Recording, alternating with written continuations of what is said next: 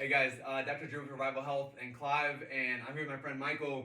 And today's all talking about like running performance and really just like we can talk a lot about elite level athletes, which you are, but and the idea too of is people that are like wanting to get started and wanting to move more. So Michael was a Division One track and field athlete himself, and now coaches. We'll take two. I'm gonna round up or down, but then also coaches locally around here too, and see some high performance athletes. And again, I think there's a lot of things that we can learn from athletes at the top level and how they perform and how they train, and marry that with like how people are just trying to get started. Versus so often I have patients come in and say, "Hey, I want to go out for a run. I want to move more," and then you can burn yourself out so quickly. So I guess if you do you have any tips for people that are like just getting started, wanting to go for a run, but don't even know like what to do? Yeah, totally. Totally. On top of coaching and running myself, I've also managed two running shops in my life. And I think that that's where probably the bulk of my, we'll call it couch to 5K, where the bulk of my like expertise with them comes from. So there's lots of programs you can look up online for this kind of stuff, and it's always going to be like, well, you could run for a minute and then walk for five, stuff like that. And like in any kind of training scenario, you want to have a type of progressive overload. Okay. And if you're just starting out, it's gonna look like, on paper, it's gonna look to a lot of people like nothing, because you're gonna run for 30 seconds and then you're gonna walk for a couple of minutes.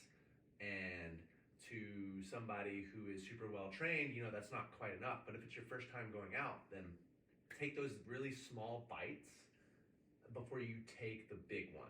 Okay. Because one, you need to know if you like it or not. Like, Right. if you get into it and you're like, oh, it's my first run ever, I'm gonna go run 2 miles. You're probably not gonna enjoy that. And you may not want to come back ever. Exactly. Right. So creating a healthy habit that you enjoy starts with that small nibble. I like it. So once you kind of adapt to that physiologically, then you can increase it to maybe a minute of running, then a minute of walking, or a consistent run. It's just those small little baby steps that get you from sitting on the couch or doing something else to being active and living a healthier lifestyle. I remember you saying something one time too. We were talking about like just what running might look like, and you talked about like running for a time, Sure. rather than for a certain pace. Or is there a method behind that, or that's just something that is most like mentally effective? I'd say it's a mental thing. Okay. At least for me, like on days when, for example, if I'm running 40 miles a week or so, that's probably averaging 5 miles every day, and then a long run that consists of 20 to 25% of my week. I'm probably, if I'm not feeling it that day, I'm just saying, I'm going to go run for like 35 to 40 minutes. Because ideally, if I'm feeling okay that day, I'm going to get the 5 miles between that 35 and 40 minutes. But it gives me that like thought of, I'm just going to be out here for that amount of time rather than I have to go run 5 miles. I got to get X amount done. Yes. Yeah. Exactly. Now, as you are training yourself and also training young athletes, talk a little bit about cross training, Yeah. and just the idea that like I think so often I talk to young athletes about we're not meant to always move in one motion or one pattern. Correct. And as we can get more stabilizing muscles moving and move in different patterns, we can actually help ourselves like progress that much faster. Sure. What would you say is again for someone like you, you're really training, and it's maybe a higher level, but for someone who's just like, hey, I want to be consistent, I want to get something done. Is there a day-to-day breakdown that you would recommend for more of your like entry level, and or like how do you progress them with that too? Like run and then cross train, run and then cross train. Like Yeah. how do you do that as well? Sure. So, like in anything, you need to be strong to handle more volume. So, as an endurance athlete, the magic number that a lot of especially boys, think of is 60 miles a week. Okay. And so when you progress somebody up too close to that and they consistently get hurt, there's really only one answer to look at. It's how strong are they just from a muscular standpoint. And that doesn't mean that they need to be lifting, Right. 400 pounds on their back squat or anything like that. It's you have to learn how to increase that tendon and ligament strength, but also how to increase your muscles' durability to handle load. Because essentially that's all that strength training is.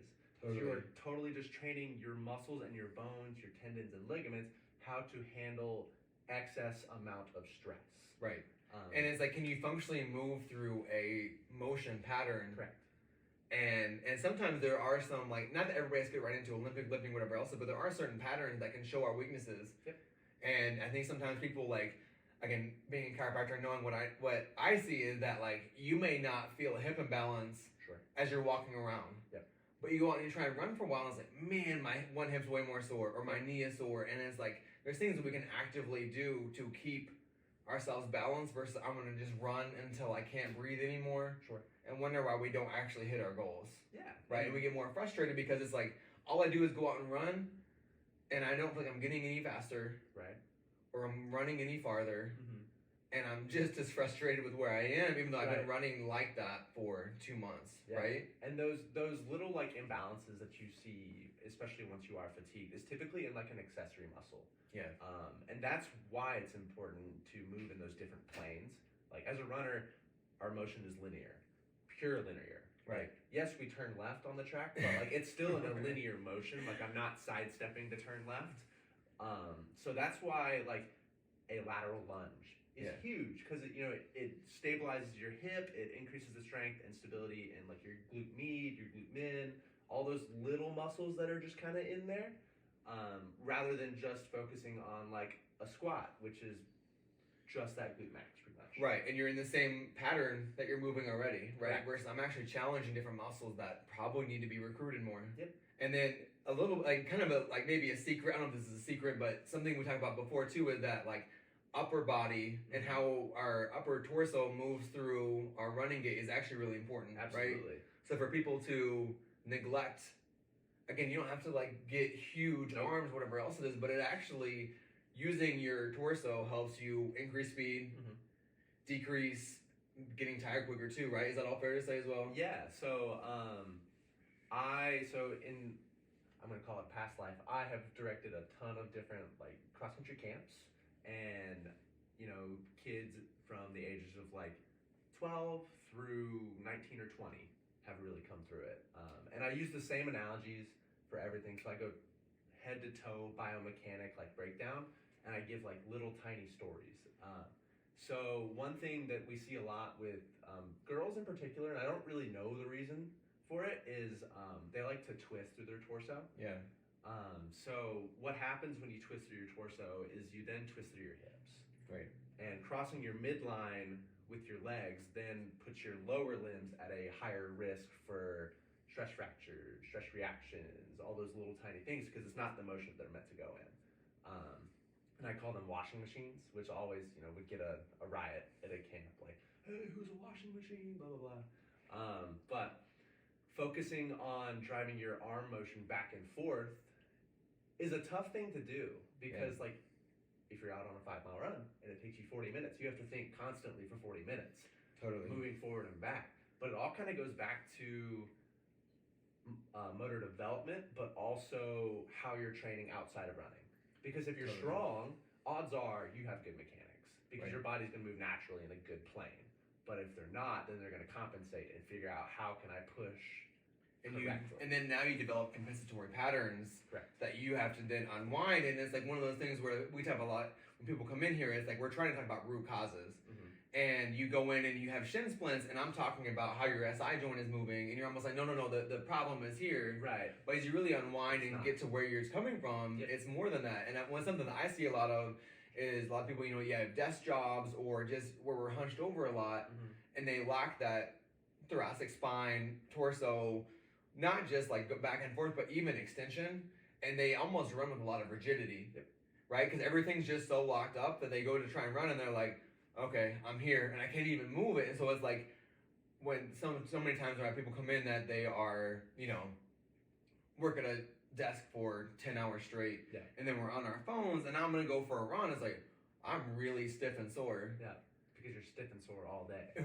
Right. So there's got to be some like, and it's not like there's a lot more to life than just static stretching, right? But there's earlier you're talking about like the hypertrophy and the build up. Yep. Like as we build up more, we can actually progress rather than just staying stagnant because we just keep going all the way to 100 and not allowing ourselves to get better. And speaking of that, and one thing that I get a little bit like nerdy talking to people about is like instead of going all the way to 100 every time, Sure. is the magic of zone 2. Yeah. So I'll explain it quickly, but if you want to like actually, if you have anything as far as like running or like research that you have, but so we all have heart rate zones, and a lot of it is dependent on our age. The quick and like easy way to calculate it is 220 minus your age, and then you have zones down from there. Yeah. So you would 220 minus 32 would be my max heart rate, and then that would be zone 5. A little below that is 4, 3, and then 2, 1, and then 0 is like a resting heart rate or in that range. Right. And what they go to show is that like when you can train in zone 2, you can really improve your anaerobic and aerobic performance. How well you can actually have longevity with your runs. What have you seen as far as like, and do you try and hit that a lot when you run, or is that not something that you're focused on? Sure. So it's not something that I would say is like on my mind all the time, but it's because of the way that like I've been coached and the way that I coach. Okay. On we're gonna call them easy days. If you're a distance runner for a high school or a college or middle school, you know what I'm talking about.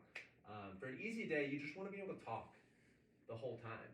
We can carry on a conversation as we're running. Correct. Like the goal, right? And so that puts you naturally in your zone 2. Okay. Because you have to be pretty much purely aerobic to be able to speak consistently for 30 minutes. And like even comprehend that you're having a conversation. Right? Correct. Yeah. And once you start to only be able to rattle off like bullet points is when you're kind of teetering on that edge. Okay. So I like to tell my kids like, hey, dial it back just a little bit. Be able to give me like your 1-page essay that you had to write for your literature class. Like something. And so for someone who doesn't want to go out and spend a lot of money on some heart rate monitor, then you can actually just gauge it off of like, can I keep a conversation going? Totally. Is that a fair way to do it? Yeah. And then is it like the other thing that I've seen too is that as you can stay in zone 2, people will ideally breathing in and out of your nose more rather than always being a mouth breather too. Sure. Is that fair? So I actually don't coach it.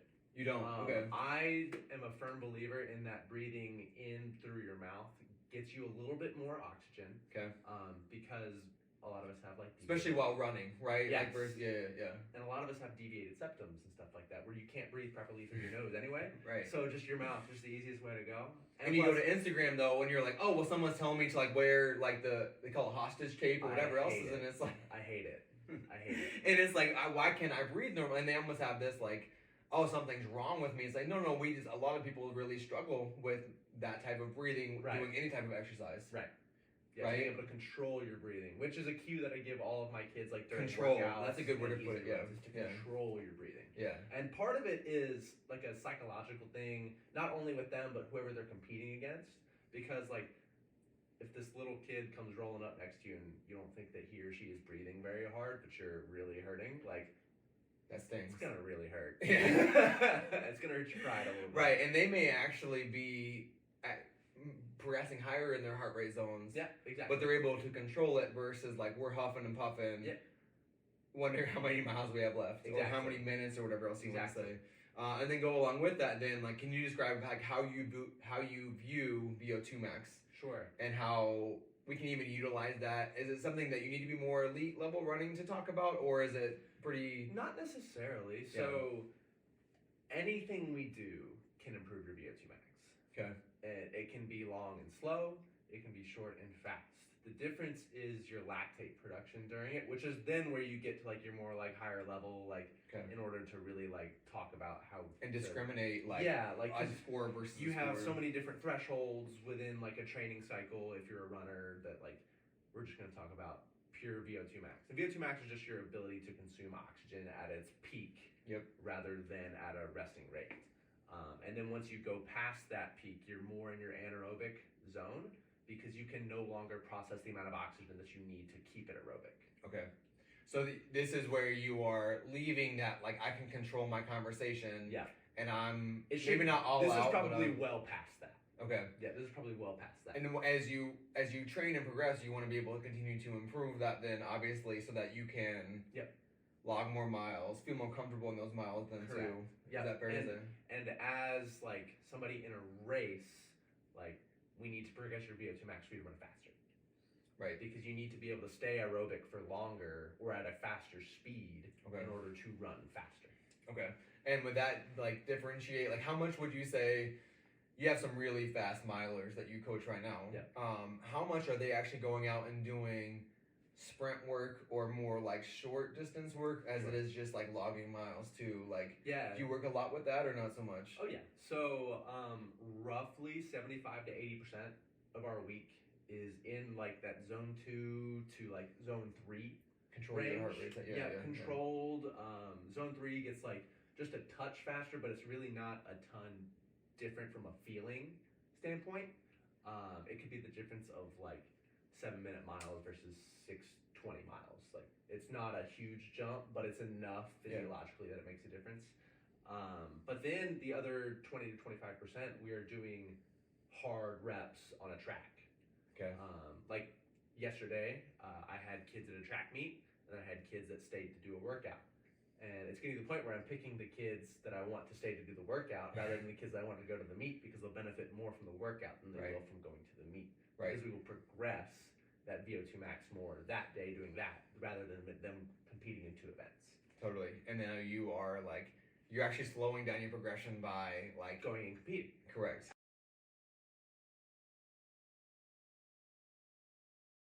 As we wrap things up, one thing that I wanted to talk about too was like, again, maybe this is just my world, maybe more than something else too, but like injury prevention. Yeah. What do you see as people like, I guess I might have my own answers, but what do you see as the most common injuries? Yeah. And what are things people can be doing to actively like, not just prevent getting injured, but to not like, and feel good as they're getting more miles too? What would you say are some things that you see most commonly, gait differential, stuff like that too? Yeah. So anything below the knee is super common. And that kind of dives back to how I was saying that I give that biomechanic talk head to toe because everything is super important. Because odds are they have some kind of biomechanical like discrepancy from the hip down that leads to that lower limb, or even like we were talking about in your SI joint. Like just if it's like being maybe a little more mobile than it needs to be, it just puts you in a compromised position. So like shin splints is absolutely the number one thing that you hear. Like when I was at practice yesterday, one of the middle schoolers went up to their coach and said, "Coach, I think I have shin splints." I was like, "Oh, it must be like their first time getting shin splints. Like that stinks." But it's also like, all right, it's like, a part of you're there now. Yeah. But like, and being 12 or 13, like biomechanically not there yet. Yeah. Tendonitis is another super common one, and that's just overuse or poor equipment. Like if you are running in probably not an ideal pair of shoes, your body is having to absorb that force from the ground in all these incorrect ways. And that doesn't always just mean spending more on shoes. It just means the right shoes, right? Yeah. Like sometimes it's like go to Fitness Sports or Fleet Feet, and they will fit you for the right pair of shoes. Totally, and that's where like that's someone like me who's like I'd rather refer to experts on that and say, hey, go to a shop and let them guide you through that because they'll even help you with like how you strike your foot and where you should be hitting on your shoe versus just saying like I'm gonna go online, find the most expensive pair, and that's got to be the right thing. And it's like not necessarily. Not necessarily. And that might be done for someone like designed for someone who's trying to run like an hour and 40-minute marathon. Exactly. Like that's not what it's actually. Yeah, like don't go buy the Nike Vaporfly if it's your first time going on a run. It's not meant for you. Not very quite functional. Yeah. No, it's gonna last you 100 miles and you probably won't feel very good. Now I've seen a little bit on like one more thing on like injury differential, whatever else it is, side aches. People that get like a cramp here. Yeah. And so I see again. I think back to like we're not functionally moving very well through that pattern of motion. Right. And it becomes very frustrating for people because every time they go out and they might hit 20 minutes in or 2 miles done and they just have this like splitting pain in their side. Sure. Any like tricks of the trade there or like things that can help people actually mobilize that too? Yeah, you're probably dehydrated for one. Yes. Like that's most common, especially with my athletes, is like Coach, I have a stitch. That's what we call it, is a Yeah. stitch. You're probably just dehydrated. So I asked them, how much water did you drink today? And they're like, well, I had a prime with lunch. And I'm like, yeah, dude, that's not enough. You're not ready. No, like, you're not ready to take on any of this right now. Yeah. But yeah, so my first cue, like when they tell me that they have a stitch, is like scare the bear. Dehydration. So you scare the bear. Okay. So it activates your obliques a little bit, and so that way you can help work out that cramp just a little. I don't know if I just showed my Like, stomach as on you're- camera. I'm so sorry. No, as you're running though, you're literally like have your hands. No, so they'll Like, stop. stop. They'll stop, scare the bear for a second or two, Okay. and kind of help it work out, Okay. and then get back going. And then also like you just have to stabilize your pillar a little bit more. So you have to do more core Totally. exercises. Yeah. More. And that just doesn't mean And just core your doesn't mean abs, right? It means your lower back. It Yeah. means your chest. It means any kind of anti-rotational motion, plus rotational motion. One thing that I tell patients about is like if you really want to like brace your core again, it's not like going Yeah. It's as if you like if you were gonna punch me in the gut right now, I would brace for it. Yeah. And for a lot of people, we just never brace our core, Yeah. and so it feels so counterintuitive. Like, what does that motion even feel like? Is that because I just don't do that ever? Sure. And so it's like as you're going to cross train and lift, or you're not gonna be like trying to be too stiff as you're running, but like there's some people that is their core activation is so off, and hitting chiropractic helps with that. Yeah. But like as you actually can move through different things and have a strong core, it's a whole different world as far as how you recruit. Yep. Versus like that the differentiation of like common versus normal. Sure. Like having a stitch is common. Yeah. Or shin splints is common, but that doesn't mean that it's like it has to be a normal Right. thing that you It's go not through. part of running. It Right. is. And low It's back part pain of isn't learning. in running, yeah, but that's it is great. not part of running. Right. Low back pain is not like you don't have to suffer through that to Right. run long distances or Yeah. whatever else it is too. And I probably haven't had a shin splint like since college. Right. And it's not that I don't run anymore. I just kind of understand how to deter those, or like what needs to happen in order for me to just never even have to worry about it. Totally. And like you said earlier too, it's one of the things where it's like it's okay when it happens. Yeah. It's not detrimental. Yep. But it's like what lesson is our body trying to tell us about how we're moving and what we're doing? Yep. And it's like, yeah, if you have a stitch, a side ache, whatever else it is, it's like, oh, my body's telling me that like I probably should be more hydrated. Yep. Or I probably should have ate at some point in the day before I Yeah. tried to run 5 miles, whatever else it is too. Like, so that those are the things that we want to just like make sure that as it's nicer out here in Iowa and people are wanting to move more, it's like, what can you actually do to not just like run, but one, enjoy running. Yep. Right? And then two, like do something where it's like you're actively seeing progress happen rather than you just get get so frustrated, hit their head on the ceiling, wondering like, I'm not even doing this right, whatever else it is too. So Right. thank you. Thanks for your time. We'll put this out on YouTube and give people more information. Again, it's just how do we keep leveling up our health? And the last thing that I would say is like, you don't have to. People so often they go to chiropractic, oh, running so bad. Like running itself isn't bad. It's a great thing. It's a great thing to do. Yeah. Great for our lungs, great Yeah. for our brain, great for our heart. But it's like Yeah. we got to figure out how to not be detrimental with how we move properly, right? So to give them more information, I think it's fun to be able to say it's possible. Just do it the right way too, right? Yep. Awesome. Thank you. Anytime. Appreciate it.